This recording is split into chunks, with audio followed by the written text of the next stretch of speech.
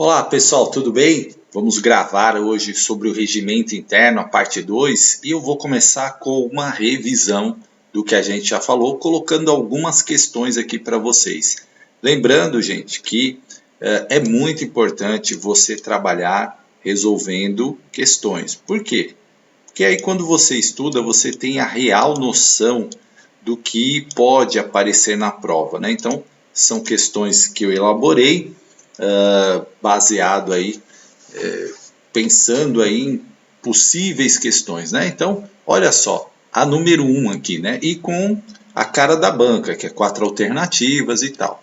Sempre responda, né, com base no que você estudou, no regimento interno. Então, você vai responder de acordo com os artigos, tá? Olha lá, de acordo com o artigo 14, para melhor consecução de sua finalidade, a gestão democrática na escola far-se-á mediante a exceto, né? Exceto, ou seja, que é aquilo que não é.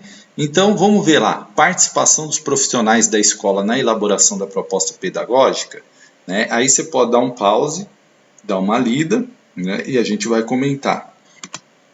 Participação dos diferentes segmentos da comunidade escolar, direção, coordenação pedagógica, orientação educacional, professores, responsáveis dos discentes, alunos e funcionários nos processos consultivos e decisórios, por meio dos colegiados das instituições escolares. C. Autonomia na gestão pedagógica, administrativa, exceto financeira, respeitadas as diretrizes e legislações vigentes. Transparência nos procedimentos pedagógicos, administrativos e financeiros, garantindo-se a responsabilidade e o zelo comum na manutenção e otimização do uso, aplicação e distribuição adequadas dos recursos públicos. Primeira dica importante, gente, quando a gente pensa em gestão democrática, a gente pensa de uma forma ampla, né? Com participação de todos. Então, olha, os profissionais da escola devem participar da proposta pedagógica? Sim, claro. Né? Aqui, ó, a B, diferentes segmentos, ó como é amplo, direção, coordenação, orientação educacional, professores, discentes, alunos, todo mundo participando, e isso é importante na gestão democrática. Agora, olha a C, autonomia na gestão pedagógica administrativa, exceto financeira. A legislação, o regimento diz isso? Não. O regimento diz autonomia na gestão pedagógica, administrativa e financeira também. Não tem nada de exceto. Portanto, se a gente está procurando o exceto aqui, aqui está errada, gabarito letra C, de casa, de Cubatão. Olha só, gente, a banca costuma fazer isso, né? Pega a legislação, a letra da lei e troca ali uma palavrinha. E veja, toda vez, aquela dica de ouro que eu falo nas minhas aulas, DNA da educação, toda vez que você tem uma exceção, né, ali você tem que ficar muito atento, algo que exclui, algo que não é amplo, algo que restringe, algo que exclui alguém, né, você fica atento, porque provavelmente é a alternativa errada. A D, transparência nos procedimentos pedagógicos, administrativos e financeiros, garantindo-se a responsabilidade, o zelo comum na manutenção e otimização do uso, aplicação e distribuição adequadas dos recursos públicos. Ok, isso aí está no artigo 37 e 38, que eu fiz a aula também, sobre os princípios da administração pública, né? Eu falei lá o LIP, né? Legalidade, impessoalidade, publicidade, olha aqui, ó, transparência, publicidade, né? Legalidade, impessoalidade, publicidade, né? E eficiência. Então, é o LIMP, né? E moralidade, esqueci da moralidade também, importante, ó. Então, esse D aqui está de acordo aí com os princípios da administração, portanto, gabarito letra C. Lembrando, ó, que você precisa ficar atento aqui, ó, perguntou o exceto, tá? Então, muito cuidado, porque às vezes o candidato lê rápido, aí já vai na A aqui e acha que está acertando e erra. Olha só a segunda aqui, ó. O calendário escolar da rede municipal de ensino se organizará em A, trimestres para escolas de educação infantil e ensino fundamental regular, B, bimestres para escolas de educação infantil e ensino fundamental regular, C, trimestres para escolas que atendem educação de jovens e adultos, e D, semestres para escolas de educação infantil e ensino regular. As bancas adoram, né? E principalmente a UIBAN também trabalha com essas questões de tempo, né, que está na lei, o que é. E olha só, já de cara veio o gabarito, né, que é trimestres, tá? Para escolas de educação infantil e ensino fundamental regular. Então, né, o que tem aí trimestral, você precisa lembrar disso, mas para a educação infantil e ensino fundamental, tá? Aí tá organizado em trimestres. Bimestres é para EJA, ó, aqui tá trimestre, tá errado. É bimestre para EJA. Então não esqueça disso. Isso é importante para você anotar aí no seu resumo. Então a educação está dividida está organizada, né, no calendário em trimestres, gabarito letra A. Tranquila essa questão, mas precisa estar atento, porque nem toda a rede é trimestral. E a banca sabe disso. Então a banca vai buscar nuances, né? Há muitas redes são bimestres. Aí o pessoal de fora, o pessoal que não vive ali a rede, né? Para ver se o pessoal está estudando, porque se você vai entrar na rede de Cubatão, você precisa conhecer a rede, né? Então é isso que a banca quer saber, se você conhece. E portanto aqui trimestral, gabarito letra A. Olha a terceira, de acordo com o artigo 9º, estamos fazendo uma revisão, gente. Revisão é sempre importante, fundamental para a sua aprovação, tá? De acordo com o artigo 9 do Regimento Escolar de Cubatão, cada escola será organizada de forma a oferecer no ensino fundamental e na educação infantil carga horária mínima de 800 horas anuais, ministrada em no mínimo 180 dias de efetivo trabalho escolar. B. A carga horária diária de atendimento da educação em tempo integral será igual ou superior a 6 horas. C. A carga horária diária de atendimento da educação em tempo integral será igual ou superior a 7 horas diárias. D. Cada escola será organizada de forma a oferecer no ensino fundamental e na educação infantil carga horária mínima de 1.000 horas anuais, ministradas em no mínimo 180 dias de efetivo trabalho escolar. Gente, as bancas adoram usar números, prazos, né? Essas coisas de horas, de dias, elas adoram. Então vamos lá, isso aqui você tem que saber, gente. 800 horas anuais no ensino fundamental e na educação infantil, tá correto. Agora, é no mínimo 200, não esqueça disso, 200. Portanto, aqui está errado, aqui não é 1.000 horas, aqui é 800 horas, a gente já elimina a A e a D aqui, ó, de cara. Carga de horário integral, né? Tempo integral, quanto que é? 6 horas? Não, 7 horas, igual ou superior a 7 horas diárias. Aí é considerada jornada, né, de educação em tempo integral, igual ou superior a 7 horas, portanto, não é a letra B, portanto, o gabarito letra C de Cubatão, de novo, é C de Cubatão. C de concursos, olha só, letra C. Fique muito atento, isso aqui você tem que saber, gente, porque costuma cair e tem gente que pode errar essa questão. Número 4, de acordo com o artigo 17, as escolas contarão com as seguintes instituições escolares que funcionarão de acordo com as normas constantes em seus estatutos. Gente, está perguntando referente ao artigo 17, então você tem que responder o que está no artigo 17. Quais são, né, essas instituições escolares citadas lá no artigo 17? O Conselho Tutelar e Associação de Pais e Mestres, Associação de Bairro e Conselho Municipal de Educação, Conselho de Escola e Secretaria de Educação ou Associação de Pais e Mestres, APM e Grêmio Estudantil.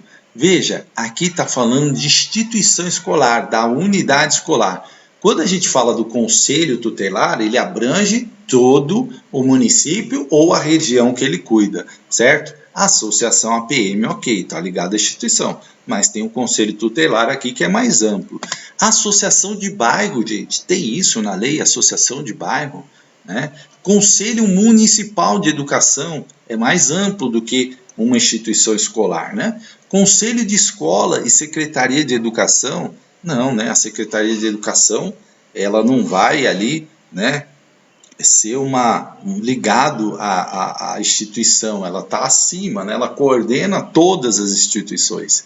Então, o que está lá no artigo 17? A Associação de Pais e Mestres, a APM, né, que está ligado ali diretamente a cada unidade escolar, que tem a sua, e o Grêmio Estudantil, que é formado ali pelos estudantes, dentro dos princípios de gestão democrática, portanto, gabarito, letra D de dado. Olha, tranquilo, gente, tranquilo. Por que eu passo questões? Para você ir transformando aquilo que você estudou, que está na sua memória de curto prazo, para a sua memória de longo prazo, né? E aí os comentários são importantes, porque isso dispara gatilhos mentais, né? Eu tenho vários depoimentos de aluno que falam assim: professor, ouvi o senhor falando, eu ouvi o senhor, ouvi sua voz na hora da prova. É exatamente isso, porque vai te lembrar os detalhes, né?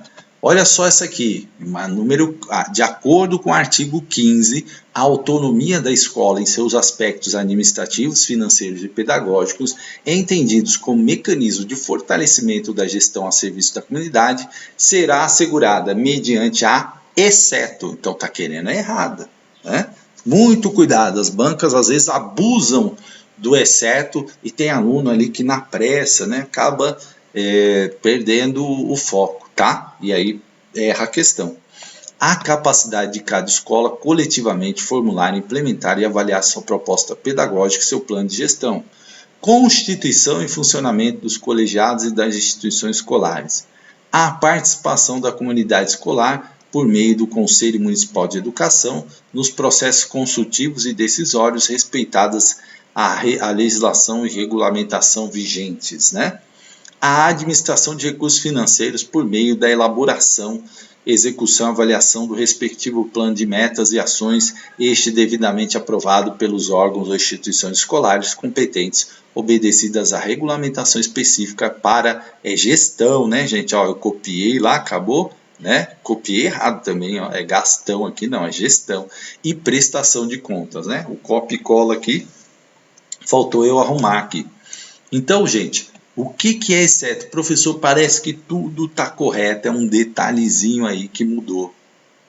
Detalhezinho que mudou, gente. Então, olha só, analisou? A está ok, a B está ok, a C tem um probleminha, né? É por meio do Conselho Municipal de Educação. Conselho Municipal é uma coisa ampla, né? Para o município inteiro. Aqui está falando da escola, Portanto, o que é aqui? É o Conselho de Escola, não o Conselho Municipal. Gabarito, letra C. A banca fez uma troca, ó, sutil, né? Conselho de Escola para Conselho Municipal. Pessoa lendo ali rápido, ela passa batido. E aí o exceto é o gabarito, letra C. Tá vendo, gente? São essas nuances que eu quero que vocês percebam para vocês irem bem na hora da prova, tá? Então vamos voltar aqui para o regimento que nós estávamos discutindo e fazendo aquilo que eu chamo de leitura comentada, né?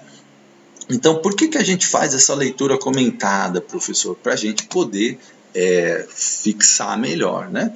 Então, artigo 20 dos colegiados, vamos falar dos colegiados. As escolas contarão com os seguintes colegiados. 1, né, inciso 1, conselho de escola constituído conforme regulamentação específica. Acabamos de ver uma questão aí, né, que tentou trocar ali Conselho Municipal de Educação, que é ampla por todo o município, pelo conselho de escola, que é ligado à unidade escolar. 2, conselhos de classes, anos ou termos constituídos conforme disposto desse regimento. Então, o conselho de escola para toda instituição, o conselho de classe, né, já ali para anos e termos, constituído conforme dispositivo do regimento. Então, aqui, ó, esse é mais amplo na escola, esse aqui mais específico, né? Então, cuidado aí para você observar esse detalhe. E olha aqui, conselho de escola, vamos entender aqui o conselho de escola. Artigo 21.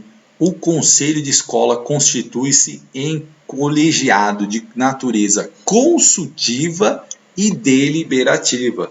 Ou seja, dentro dos princípios da gestão democrática, o conselho tem um papel importante, né? Agora passou um carro de som aqui, danou-se, né? Olha só, o conselho tem um papel importante, que é, às vezes, ser consultado ali sobre alguma questão e deliberar, né? Decidir ali sobre alguma Importante questão. Sendo formado por representantes de todos os segmentos da comunidade escolar, veja, todos, uma palavra que eu falo que é chave na educação. Quando você está respondendo, você tem que pensar isso, o DNA da educação brasileira, na legislação dos autores pedagógicos, é sempre visando amplitude. Eu falo DNA, é a amplitude da educação, educação para todos, educação para o desenvolvimento pleno do educando, educação que respeita os direitos humanos, que valoriza a cidadania, né? A prática da cidadania, o desenvolvimento, que prepara para o mundo do trabalho, e aí é mundo do trabalho, não é para o mercado do trabalho, porque mercado de trabalho, porque tem uma diferença aí, né? Mercado de trabalho é uma questão mais próxima ali das ideias liberais, não é isso que a nossa legislação trata. Transformação da sociedade, né? A palavra transformar, respeito à diversidade, pluralidade, aos direitos humanos, isso tudo está no DNA. Viu qualquer coisa que foge disso, gente? Poxa, aí você pode achar que pode ver que tem problema aí na alternativa. Ó. Eleitos anualmente por seus pares, anote aí, conselho de escola eleito anualmente. A banca pode perguntar, o conselho de escola é eleito anualmente, de 2 em 2 anos, de 3 em 3 anos? Pode fazer essa pergunta? Pode. Em assembleias distintas durante o primeiro bimestre letivo e atuará sob a presidência de um membro eleito pelos seus pares. As bancas adoram os números, né? Ó, primeiro bimestre, né? Anualmente, então vai lembrando disso. E aqui, gente, aqui tem número para a banca brincar no parágrafo 1, ó.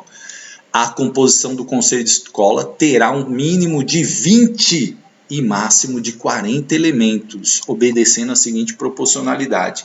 Então, quando a gente vai montar o conselho de escola, a gente pode, em Cubatão, ter de 20, né, no mínimo 20, até 40, no mínimo 20 e no máximo 40. É só pensar, 20 é o dobro, né? 40.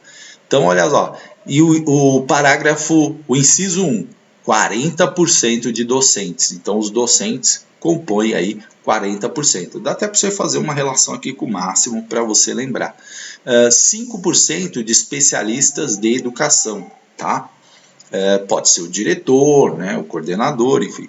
5% de demais funcionários, inspetor, merendeira, né, e outros funcionários. 25% de pais ou responsáveis por alunos e 25% de alunos matriculados do 4º ano até o 9º ano, tá? Então, olha a proporção, tem que dar 100%, né?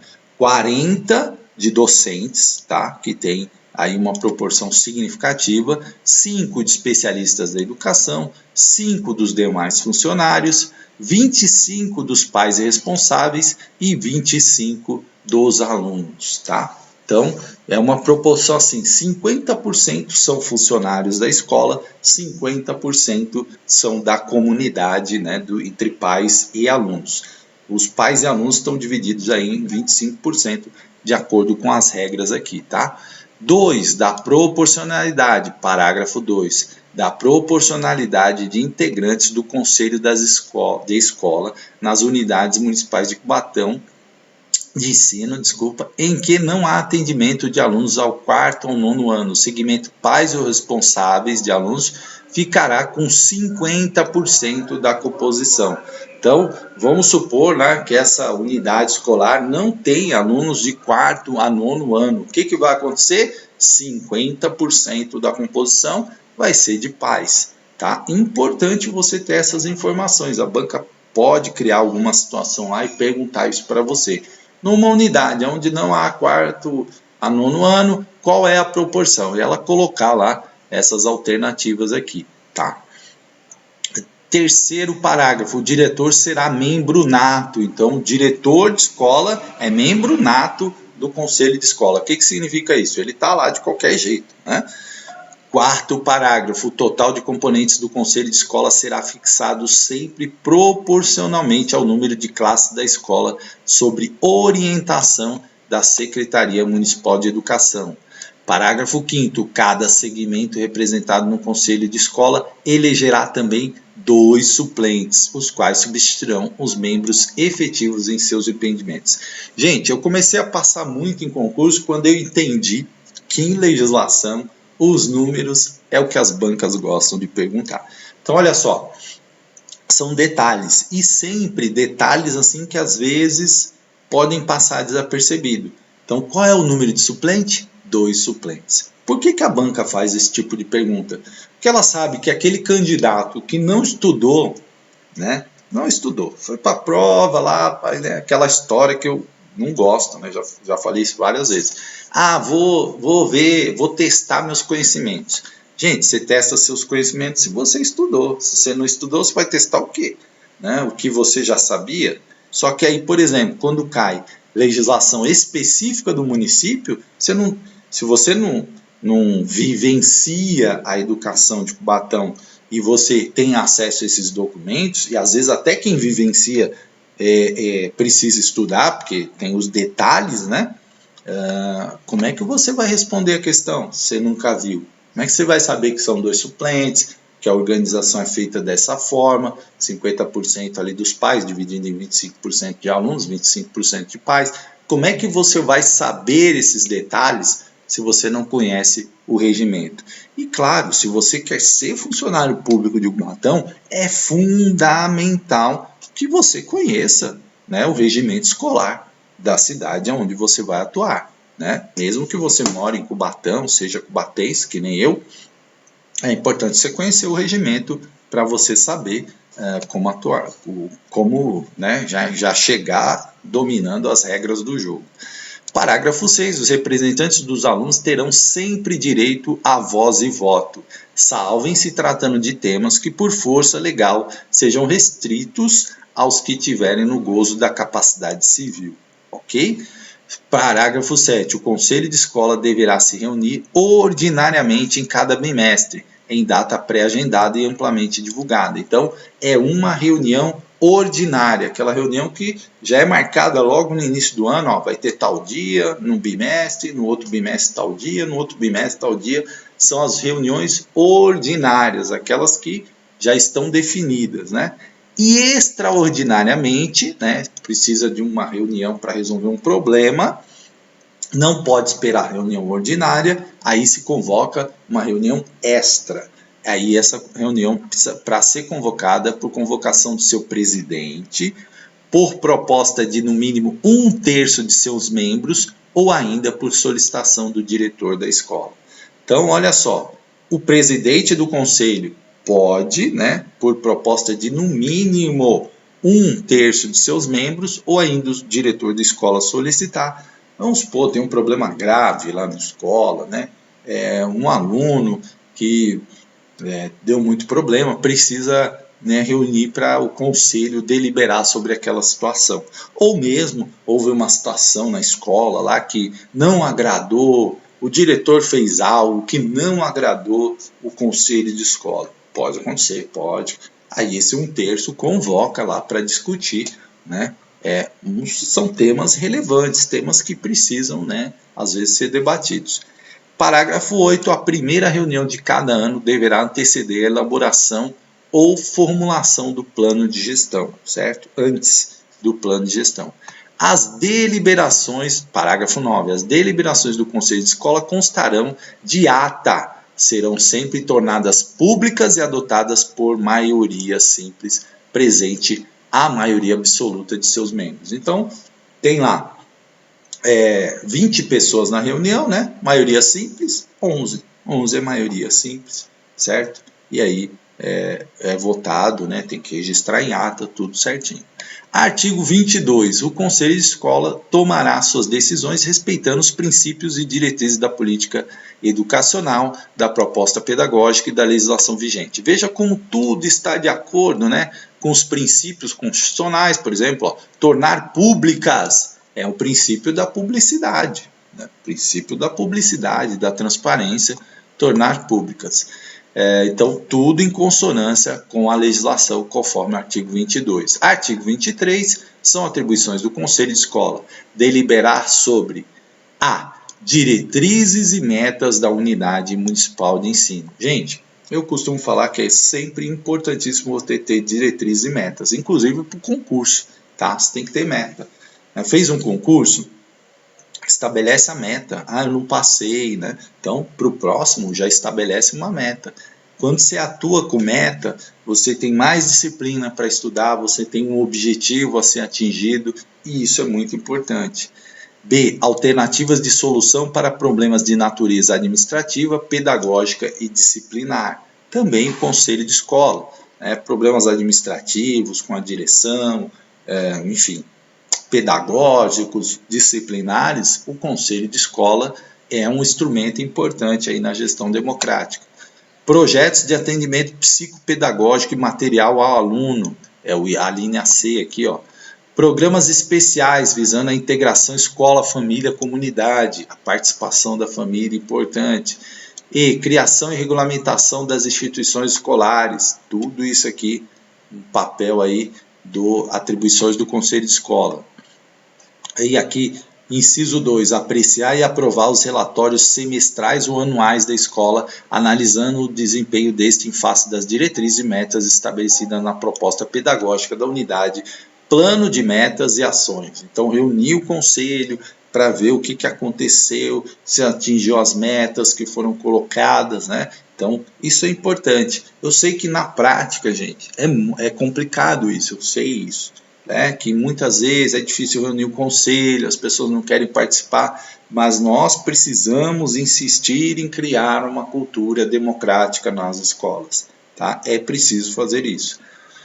3. Aprovar as prestações de conta, bem como opinar sobre a aplicação dos recursos. Então, isso é importante. Gente, vai aplicar recurso que a escola tem, precisa consultar o conselho, né?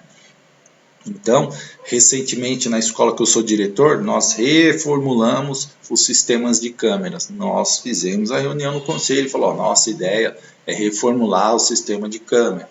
Aí as pessoas, né, deram sugestões e tal, concordaram com a ideia e está funcionando super bem lá. Então, isso é importante porque precisa ter transparência com o gasto do recurso da escola. Dos conselhos de classe, seção 2, anos ou termos. Anos é E/ou termos. Artigo 24. Os conselhos de classes, anos ou termos serão constituídos por todos os professores da mesma classe, ano e termo, pelo coordenador pedagógico, pelo orientador educacional, sempre que possível por um profissional da Secretaria de Educação e preferencialmente por pelo menos um representante discente e um responsável pelo aluno, sendo presidido por um dos membros da direção. É outro fator que na prática eu sei que tem muitas barreiras, mas o conselho de classe reúne, são os professores daquela sala, né, daquele ano ou daquele termo, que vão ali discutir. Tem que ter o coordenador pedagógico? Sim. Tem que ter o orientador educacional? Sim.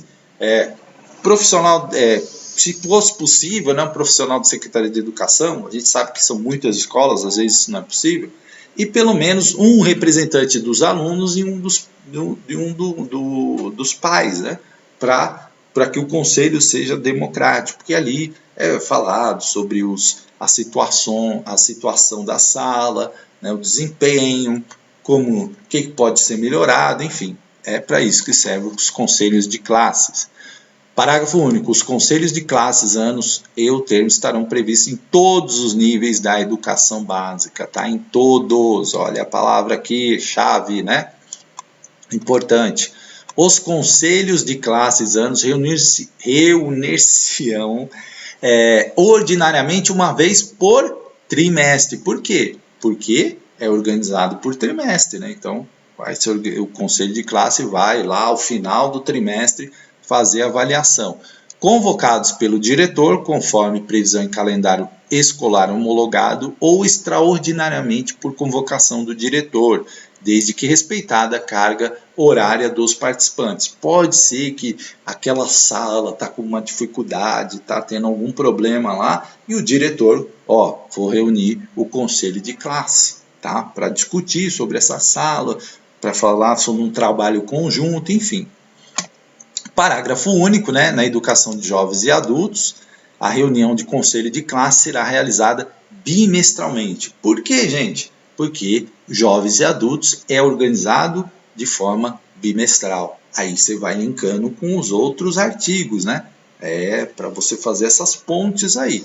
Tá? Artigo 26. As decisões do conselho de classe, anos e termos serão tomadas por maioria simples de votos, desde que presente a maioria absoluta de seus integrantes, registradas em atas circunstanciadas, né? Então tem que ter lá a maioria absoluta, não pode ser uma reunião esvaziada, né? Tem 3 integrantes lá, aí não, né? Tem que ter a maioria absoluta lá do conselho para poder fazer a votação, né? Se tiver lá 12 pessoas, né? O conselho tem 20, aí tudo bem. 6 votaram, 7 votaram a favor, 5 contra, a maioria simples, né?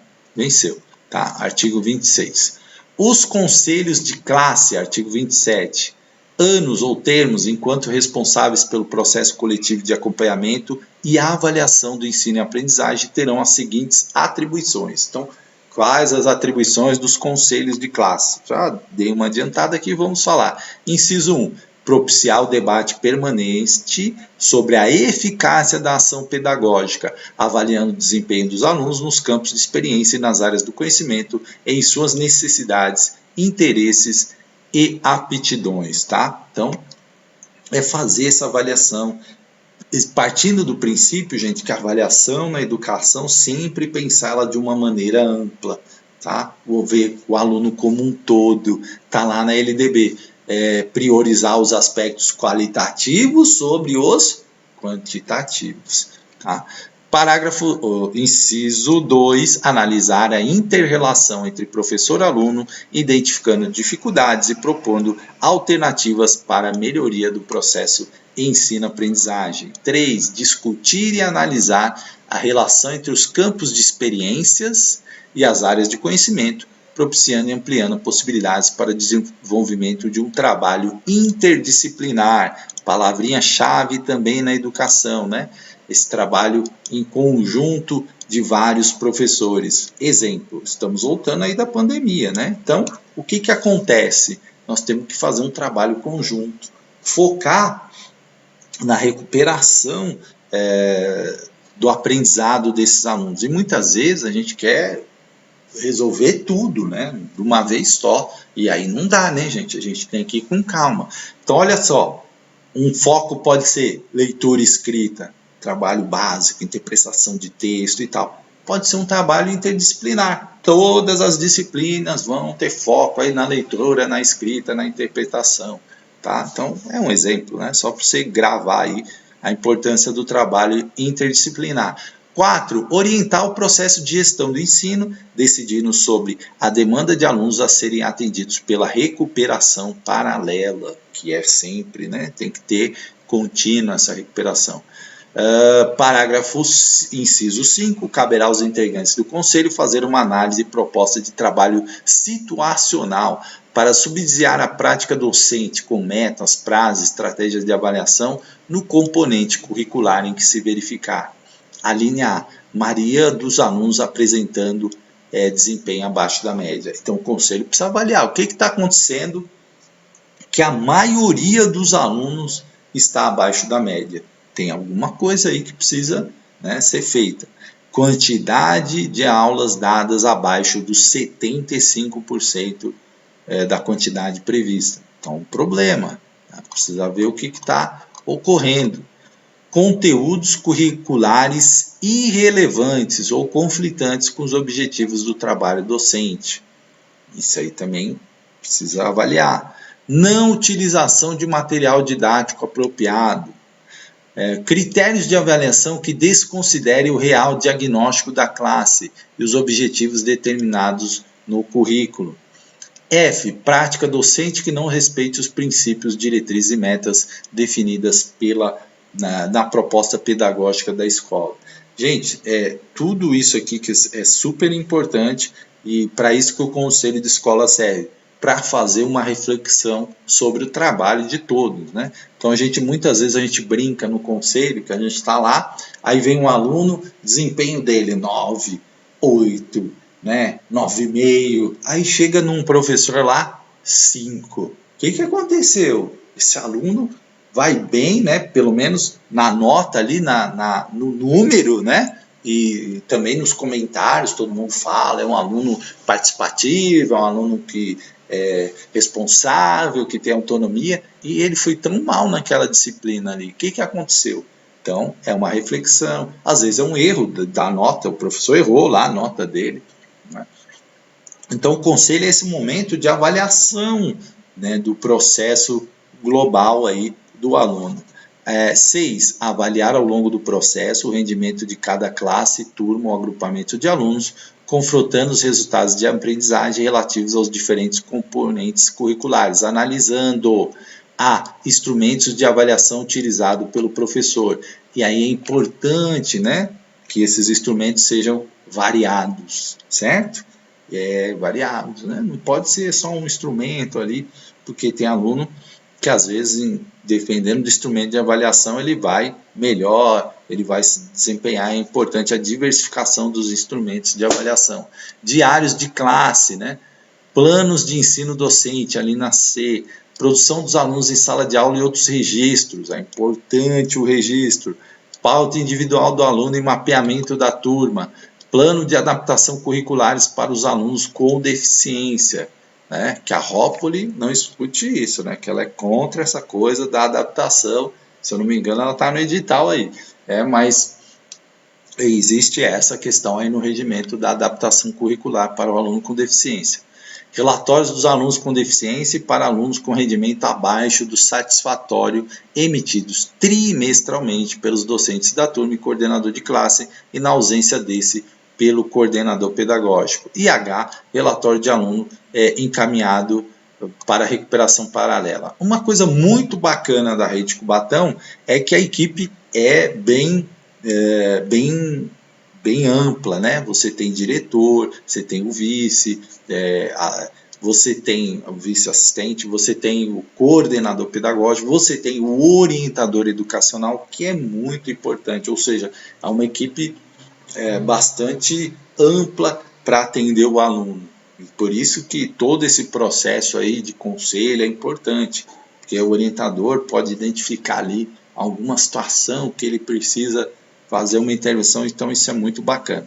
Parágrafo único. Aos conselhos de avaliação interna, enquanto órgãos colegiados responsáveis pelo processo coletivo de acompanhamento e avaliação do ensino e da aprendizagem, compete analisar a prática docente em cada componente curricular, orientando o professor, caso necessário, a reformular o trabalho desenvolvido, que no prazo de 30 dias corridos a contar da data do Conselho de Avaliação Interna, deverá apresentá-lo à coordenação pedagógica. Então, processo de reavaliação do trabalho do professor é muito importante, gente. Por quê? Eu fui lá, apliquei minha aula, o desempenho dos alunos foi muito ruim. Será que o problema é só os alunos? Será que o problema está na forma que eu abordei aquele conteúdo? Será que está na minha didática? Será que está na falta de envolvimento daquele tema dos alunos? Então, é preciso identificar. Nossa, agora os cachorros começaram a latir aqui, gente. Capítulo 4 das normas de gestão e convivência. Artigo 28. As normas de gestão e convivência visam orientar as relações profissionais e interpessoais que ocorrem no âmbito da escola, devendo se fundamentar nos princípios de solidariedade, ética, pluralidade cultural, autonomia e gestão democrática. Aqui, gente, princípios e DNA da educação: solidariedade, ética, pluralidade cultural, autonomia e gestão democrática. E olha só, gente, um dos maiores problemas nas escolas é gestão e convivência. É a questão interpessoal, gente. Relacionamento interpessoal. Muitas pessoas têm dificuldade, né, de se relacionar ali. Criam conflitos permanentes, né? São pessoas que estão sempre ali colocando problemas, dificuldades, mas não buscam as soluções. E isso é questão interpessoal, né? De relacionamento interpessoal. Então, se você fica criando conflito o tempo todo, isso prejudica a própria convivência na escola. Então, esse é um item importante aí, que é a questão profissional e interpessoal. Parágrafo único. As normas de gestão e convivência pautar-se-ão pelos princípios que regem as relações profissionais e interpessoais, assim como os direitos e deveres dos participantes do processo educativo. Então, gente, tudo tem regra. Precisa que a coisa seja, né, implantada e seguida, tá? Isso às vezes é difícil, né? Eu já tive na gestão, sei das dificuldades, sei que não é tão simples assim, mas é preciso que nós também, educadores, todos nós tenhamos consciência. Educador normalmente é uma pessoa mais crítica, né? A gente gosta muito de debater as coisas, mas nós precisamos também ter o foco nessa questão central, que é a aprendizagem. Título 3 da organização dos participantes do processo educativo. Capítulo 1 dos direitos e deveres dos funcionários, docentes, discentes e pais responsáveis, né? Funcionários, gente, já me perguntaram isso, hein? Discente é aluno, né? É aluno, né? Tem gente que já me perguntou isso aí, tá? Dos direitos e deveres do funcionário. Aos funcionários da educação aplicar-se-ão as normas definidas nos Estatutos dos Servidores Municipais de Cubatão e na Lei Complementar 22 de 2004. Gente, tudo, nós que somos funcionários públicos, temos direitos e temos deveres também, né? Dos direitos do corpo docente. Artigo 30, constitui direitos do professor, além dos previstos na legislação. Inciso 1. Valer-se de abordagens e métodos pedagógicos próprios para obter melhor rendimento de seus alunos, observando as diretrizes da proposta pedagógica da escola e regulamentos estabelecidos pelo Sistema Municipal de Ensino. Gente, significa que eu posso chegar na minha sala de aula e fazer o que eu quiser? Não, né? Você precisa seguir as diretrizes da proposta pedagógica da escola e também do Sistema Municipal de Ensino. Inciso 2. Utilizar-se de todos os recursos disponíveis na escola para atingir os fins educacionais a que se propõe. 3. Ser tratado com urbanidade e respeito pelos integrantes do quadro pessoal da escola, pela equipe administrativa, pelos alunos e seus pais ou responsáveis. Isso aí é difícil também, né? A gente vai adquirindo maturidade nesse campo, né? E aí a gente vai ter que trabalhar essa questão nossa de relacionamento, que às vezes a gente deixa o emocional e fica nervoso. Então, isso com o tempo a gente vai administrando. 4. Representar formalmente por escrito, sob razões fundamentadas, quando estiver em desacordo com atitudes, determinações ou ordens da direção, encaminhando a representação por intermédio da Secretaria de Escola sob protocolo com cópias à Secretaria Municipal de Educação. Gente, isso é uma das maiores falhas que nós cometemos como professor, que é não registrar o nosso desacordo com alguma atitude. O diretor fez alguma atitude errada, que não está em consonância com a lei, eu vou registrar, vou lá. Não é criar conflito. A primeira coisa que eu acho que existe, nós acabamos de ler aí sobre relacionamento interpessoal, é conversar, é o diálogo. Ô diretor, peraí, isso aqui, né? Aí é o diálogo. Não deu o diálogo, aí você registra, né? Obviamente. 5. Utilizar-se das prerrogativas funcionais e trabalhistas que a legislação lhe confere. 6. Ter a oportunidade para aprimorar seus conhecimentos por meio de cursos, seminários, palestras promovidos pela própria escola ou por outros estabelecimentos de ensino, observado o interesse da administração. 7. Dispor de condições adequadas ao bom desempenho das suas funções de docente.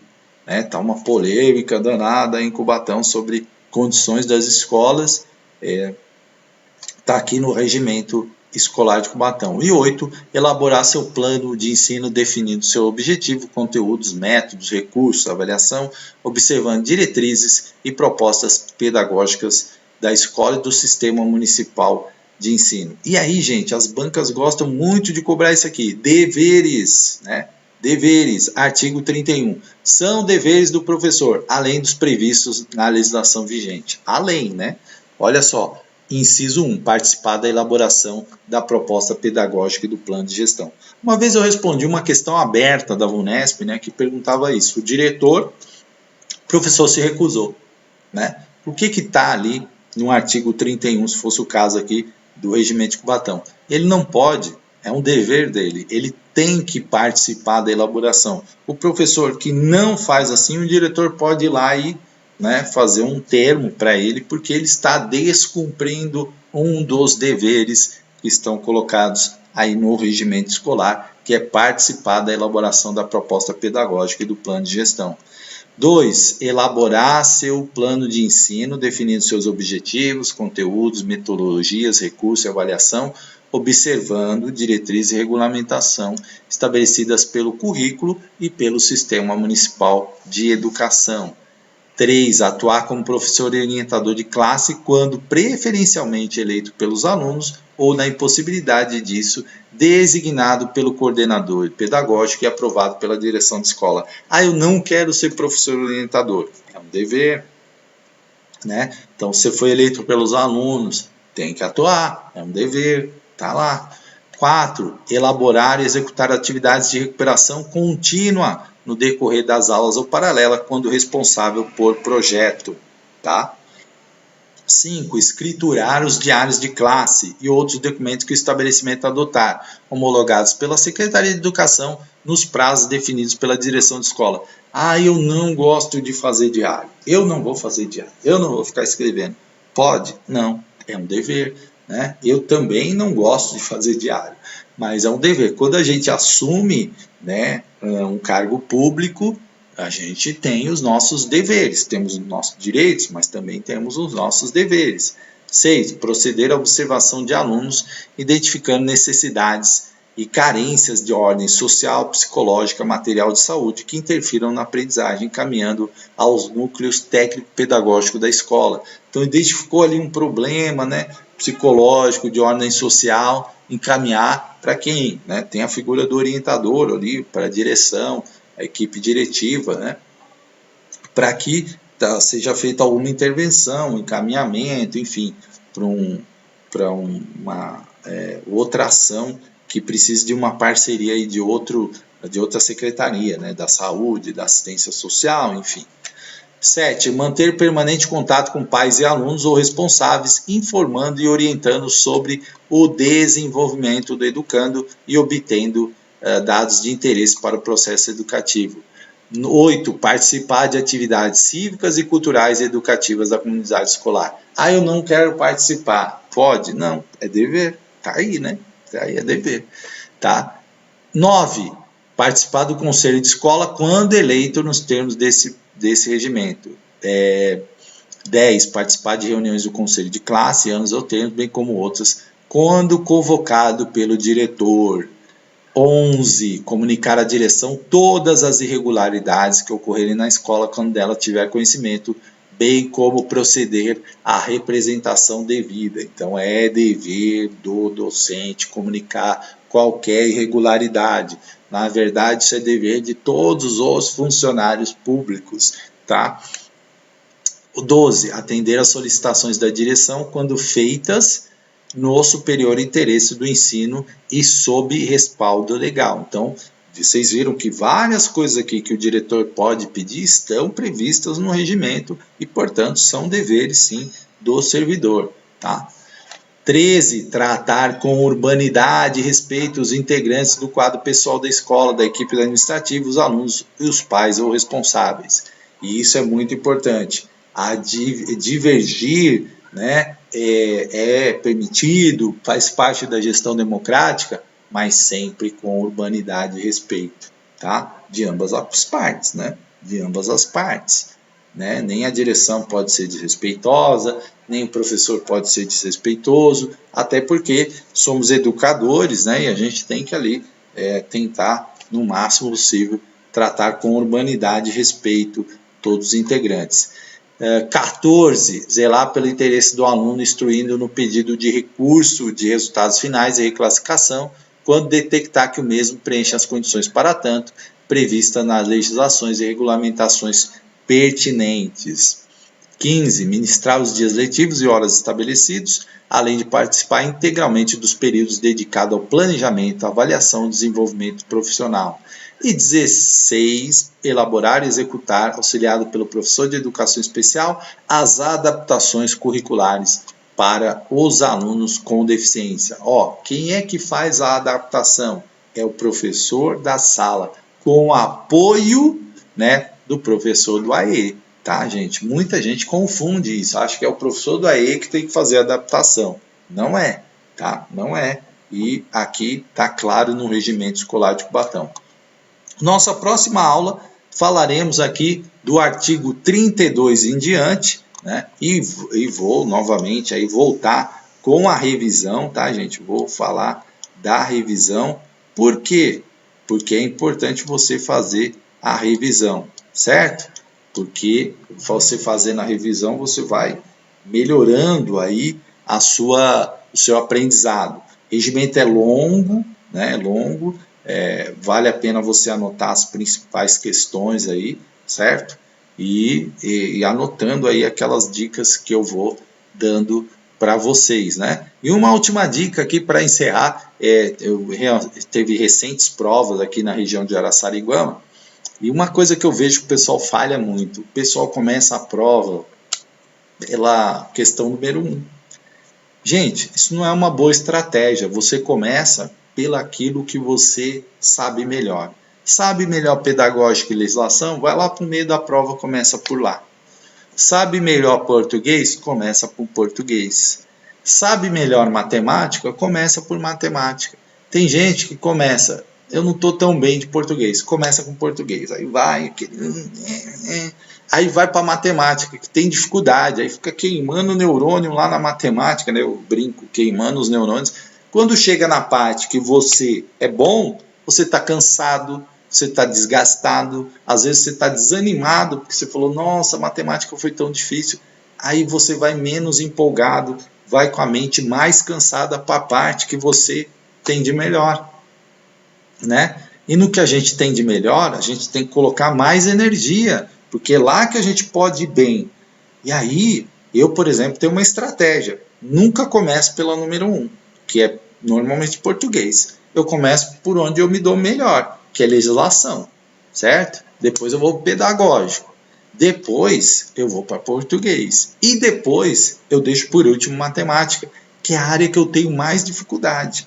Então, porque se eu chegar muito cansado, eu fiz várias provas assim, me desgastava na matemática, chegava na parte que eu teoricamente tenho mais conhecimento, e aí eu estava cansado, às vezes eu errava bobeira, palavra, exceto, não viu exceto, porque a mente já está tão cansada. E na matemática, se você errar, você, né, ali já não era a sua área de melhor desempenho, entende o que eu falo? Então você, sabe, é estratégia de jogo mesmo que você tem que construir, né? É como o esporte, sabe? Eu coloco para nadar o nado livre, o meu melhor nadador de lado livre, né? Então, a minha mente, que está fresquinha no começo da prova, eu vou colocar ela para fazer qual prova? A melhor que eu faço, porque lá eu vou fazer o melhor tempo, eu vou ter o melhor desempenho. Né? Não vou começar pela prova que eu tenho mais dificuldade, certo? Porque aí eu vou me desgastar, inclusive no termo emocional, porque aí você fica, nossa, a matemática achei tão difícil, você já vai desanimado para a parte que você iria melhor, certo? Então, pensa na estratégia da prova. Você tem que ler o edital, ver quantas são quantas questões tem cada um, para você estabelecer uma estratégia de prova, tá bom? Grande abraço, até a próxima.